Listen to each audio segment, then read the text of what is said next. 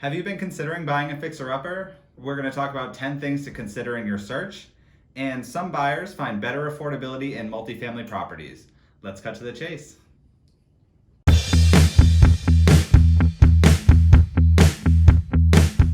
Welcome to Cut to the Chase with Jen and Dan. My name is Dan Ferullo, and my co-host Jennifer Freed here with me today. Good morning. Good morning. Good morning. It's a nice sunny day. I know, and the little groundhog says we are getting some spring. I've heard that. So I'm not anti-winter, but I'm very much pro-spring. Yes. And we're back from a 2-week hiatus. Jen had a flumageddon here at her house. Yeah, flumageddon. So everybody, the hand washing is critical. I have young people at my house, or middle young people. So those of you with school-age folks know that the schools are laden. So everybody wash up, take that vitamin C. Lots of germs in school, I guess. That I haven't really had to think about that for a very long time. For a very long time. It's been... I don't even want to say how long it's been since I was in high school. Well, everybody's healthy and happy, and we're back on track. Yes, that's good. And we're super happy to be here today. We're going to talk about a couple of really fun topics. One that I enjoy as well. Both of them I enjoy talking about. But the first one that we're going to talk about are 10 things to consider when you're looking for a fixer-upper. And I know I've worked with a lot of buyers over the years that have been trying to find a fixer-upper that they can work on in their spare time, or they can live in it and then do some renovations while they're living there, or even just like buying it and flipping it. So these are some fun things to talk about. So we're going to give you a list of a few things that you should consider if that is what you're looking for in a home, because they don't come without... They're not without their challenges. Yeah, and for this conversation, fixer-upper doesn't mean in need of cosmetic work only. Mm-hmm. So fixer-upper means some work that might involve some carpentry, electrical, some specialized stuff like roofing, plumbing, those kinds of things. So it's more than a little lipstick. Yes, exactly. And lots of buyers nowadays are looking for those HGTV type properties. Turnkey, perfect. Wow, we love them. They're beautiful. We do love them, but here on the Seacoast, that is not. We don't have them. The exactly. houses are They're so old, and they need some updating and renovations. So for those who are handy or want to take on a project, here is some stuff you should take a look at. I love this list. This is an Inman article. So the first thing is when you're reading a property and it says as is, what are they talking about with as is? Home inspection absolutely is going to be your guide, but as is in general means we're aware that there's got to be stuff here, or we're aware that for sure there is stuff that needs work in this home, and we're just letting the next person take it on.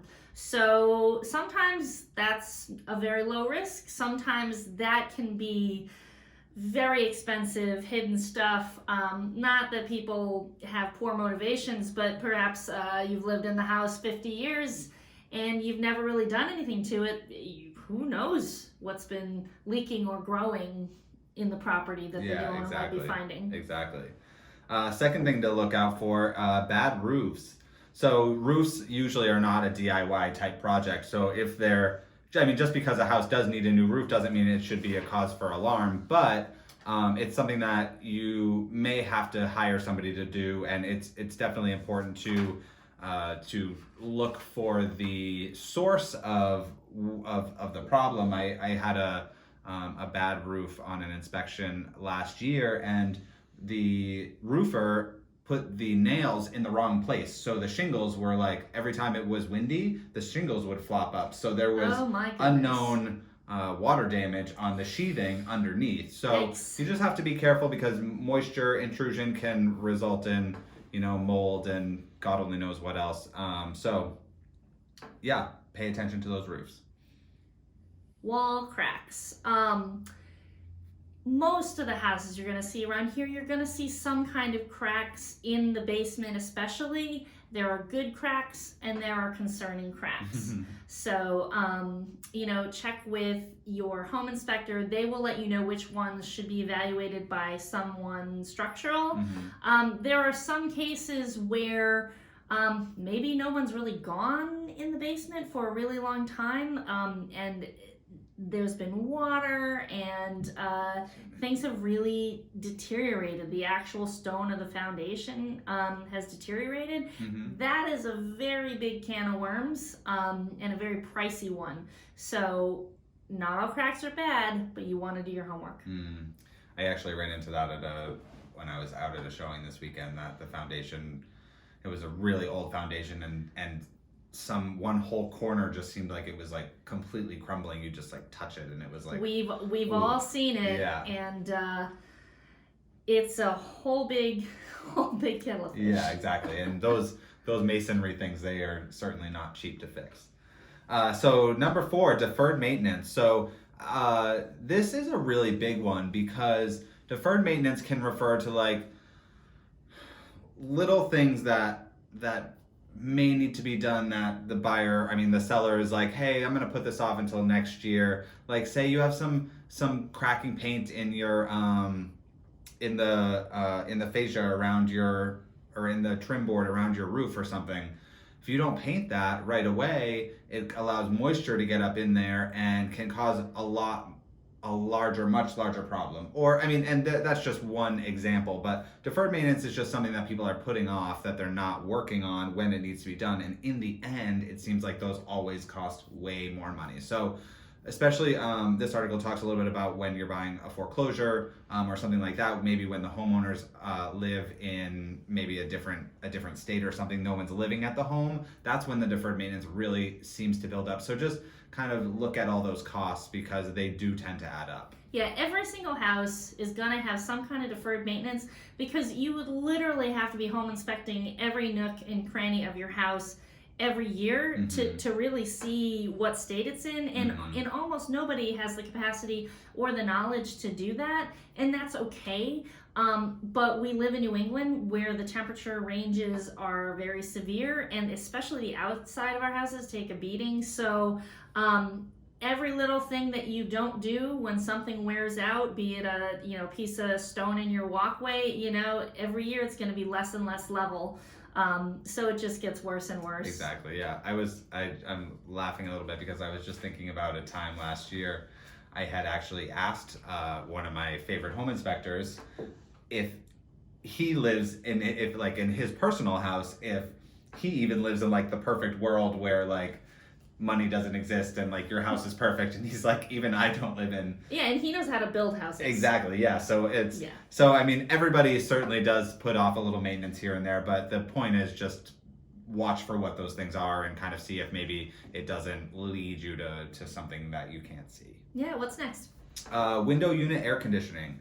If your house, or if the house that you're looking to buy does not have AC, and they have a forced hot water system, it may be more expensive to add in ductwork and all that stuff to get HVAC. So just speak with an HVAC installer to get a good quote on what that would cost. Yeah, and the other thing is, around here you see a lot of these mini splits. Oh yeah, those are a popular option. They don't use them in every part of the country, but we see them a lot around here, and especially in buildings where you have forced hot water for heat, where putting in a big central air unit isn't going to be feasible.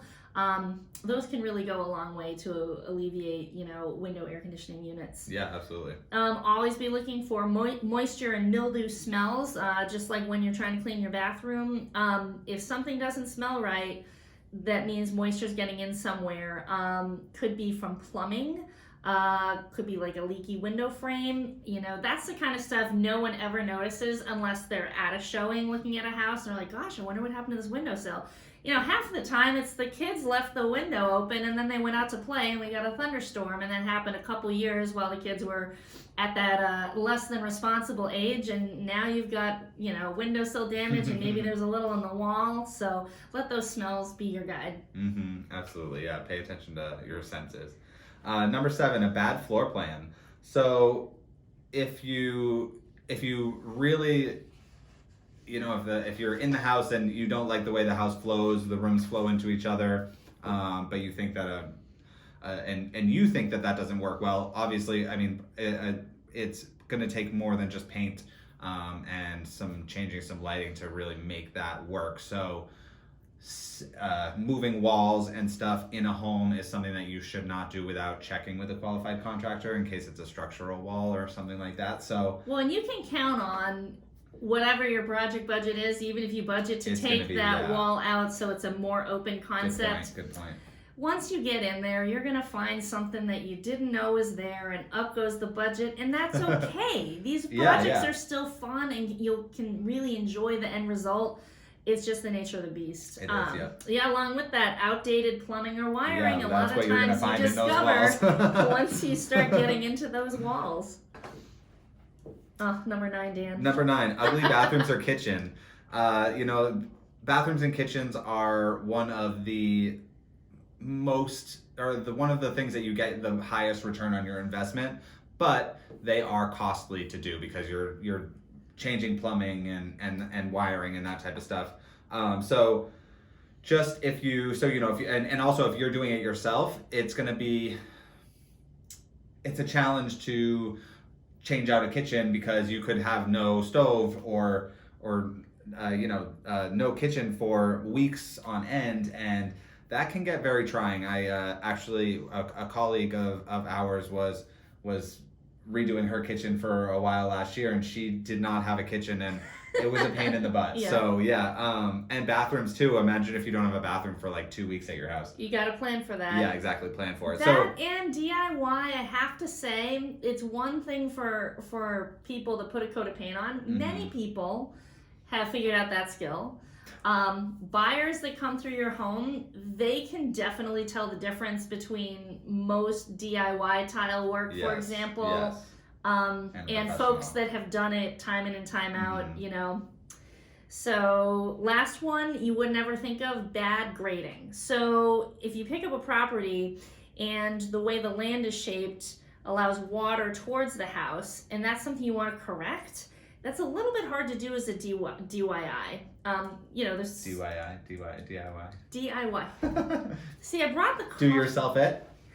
Do you it grading. So bad grading. Jen gets a D for letter order in acronyms, but an A for the word acronym. Oh yeah, good job. Anyway, so trying to figure out the appropriate pitch for your grading without being a professional can be really tough. Absolutely. Sure, maybe rerouting your gutters or adding some crushed stone to the exterior. Those are good DIY projects. Thank you. Nice job. And I probably always, just like I type TEH instead of THE for the,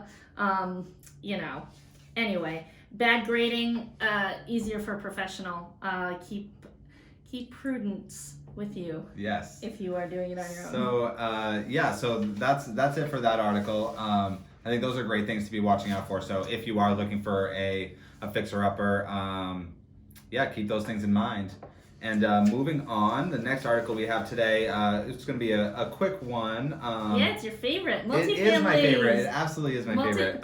We should call them multi-danlies. Oh, how about that? Some buyers find better affordability in multifamily properties. So we all know that home prices here in the Seacoast are continuously rising, and inventory levels are super low, and that's not to say that there are a ton of multifamily properties on the market that are available. However, it can absolutely make it a little bit more affordable for you to live, because you may be able to purchase something that is maybe a little bit more expensive than you were thinking that you would like to, because the tenant in the other side or in the other 2 or 3 units, depending on how many you're buying, could be helping to pay your mortgage or even paying all of it.